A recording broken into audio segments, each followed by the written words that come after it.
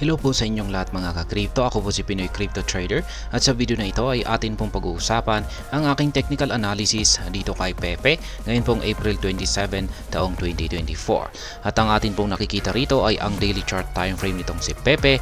At nitong mga nakalipas lamang po na araw ay nagkaroon siya ng breakout dito sa upper portion ng kanyang pattern dito. Isa po itong bullish flag pattern, kaya ang breakout na ito ay nagbibigay po ito ng bullish signal kung saan ay aangat po siya. Pero mukhang ngayon ay makakaranas po muna siya ng isang retest dito sa upper portion ng ating yung kanyang binasag dito na upper portion ng bullish flag pattern bago po siya magpatuloy sa kanyang pag-angat sa presyo. Kaya yan, bago po tayo magpatuloy ay nais ko lamang po munang bigyang linaw ang aking disclaimer kung saan ang nilalaman po ng video na ito ay hindi po ito isang financial advice. For education and information purposes lamang po ang layunin nito. Maliban po dito ay nais ko na rin pong magbigay babala na wala pong kahit anumang group chat ang Pinoy Crypto Trader. Ayan, si Pepe ay nananatiling ang top 3 dito sa meme coin sa rankings ng meme coin natin by market cap. At yung kanyang performance dito nitong nakalipas na 7 araw ay nananatiling malaki pa rin, 38.53% yung kanyang ibinigay na gain. Kaya itong si Pepe ang second best performing po na meme coin natin ngayon. Yung una ay itong si Bonk, ayan, 62.74% pa rin po siya. Kaya ayan, yung kanyang trading volume ay bumagsak po ng 33.13%. Ang laki ng kanyang ibinagsak. Kaya po siya medyo nakakaranas po siya ng struggle. Kaya hindi muna siya dumiretso sa kanyang pag-angat sa presyo. Yan, bagsak po yung kanyang trading volume, kaya yan pong aking naging basihan kung bakit ko nasabi na ito muna ay magkakaroon ng retest dito.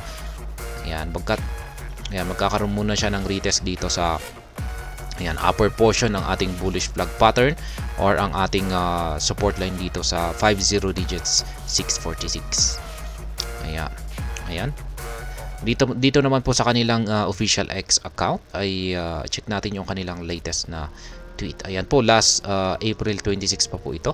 Isa po itong GIF image. Ayan, ang ganda yung liwanag ng kanyang ayan, kamay po niya ito. Ang kanyang hintuturo, meron siyang nagliliwanag na kapangyarihan. Ayan, parang siya po si Merlin. Ayan, yung wizard. Ayan, yan po si Pepe. Hindi po natin alam kung anong ibig sabihin niya. May hidden cryptic message po siguro yan. Ayan. Ngayon ay gaya ng sinabi ko kanina ay mukhang makakaranas po muna ng isang retest itong si Pepe dito po sa ating support line dito. Ayan, ang 50 digits 646 or ang upper portion ng ating bullish flag pattern na ito. Ayan, pero pagkatapos po niyang magkaroon ng retest dito ay ayan, dito na po siya makaka-recover at ito po ay aangat. Yan, magpapatuloy po siya sa kanyang pag-angat sa presyo. At sa tingin ko ay aakyatin niya yung pinaka ultimate price target po natin dito ay ito ang 40 digits 1085. Ito po yung pinaka target natin dito. Kasi mataas po ang posibilidad na kapag umabot po siya rito ay magkakaroon siya ulit ng isang malaking correction. Possible po na isang malaking correction. Pero kung nagawa po niyang basagin ito ay ayan, aakyat na naman po siya sa isang panibagong mas mataas na presyo. Kaya parang isa na rin po itong psychological level na kung hindi po niya ito mababasag ay babagsak siya ng medyo magkakaroon po siya ng malaking correction. Pero pag nabasag siya ay aakyat po siya sa isang mas mataas na presyo. Pero sa ngayon, ang gaya po ng aking sinabi kanina ay makakaranas po muna sa mga susunod na araw itong si Pepe ng retest dito. Malamang ay babanggain niya ang ating support line dito na 50 digits 646 or ang upper portion ng ating nabasag rito na bullish flag pattern. Yung ating signal naman po rito ay bullish naman po sa ating Hall Street indicator at ganun din po yung ating QQE mode indicator dito. Bullish na rin yung signal natin dito. Yun nga lang at lumiliit yung mga sukat nito na nagpapakita po na yung nagaganap ngayon na pagbagsak ni Pepe ay isa lamang po itong retest. Ayan, retest po yan. Tatalbog din po siya dyan at makakabawi na rin po siya sa bandang huli at aangat din po siya. Pagdating naman po sa ating pag-i-spot trading, ay syempre pwede po tayong bumili rito. Ayan, sa support line natin dito or dito sa upper portion ng ating bullish flag pattern dito na nabasag. Pwede po tayong bumili dyan ng paunti-unti. Ayan, at syempre, yung mga nakasabay dyan nitong mga ilang nakalipas na araw ay dapat ay malaki yung ayan, dinagdagan nyo yung nabili nyo rito. Ayan, katulad ko, malaki po ang nabili ko rito sa 50 digits 439 nung bumagsak po siya rito. At syempre, nagdagdag na rin ako rito.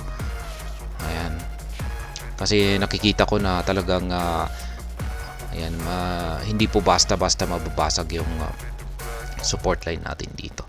Malayo pa ang mga candlestick ni Pepe ay nagkakaroon na siya ng rejection. Nagpapakita po yan na ganyan po katindi yung or katibay yung support line natin dito. Kaya yan na yung aking naging basihan kung bakit nagdagdag po ako rito.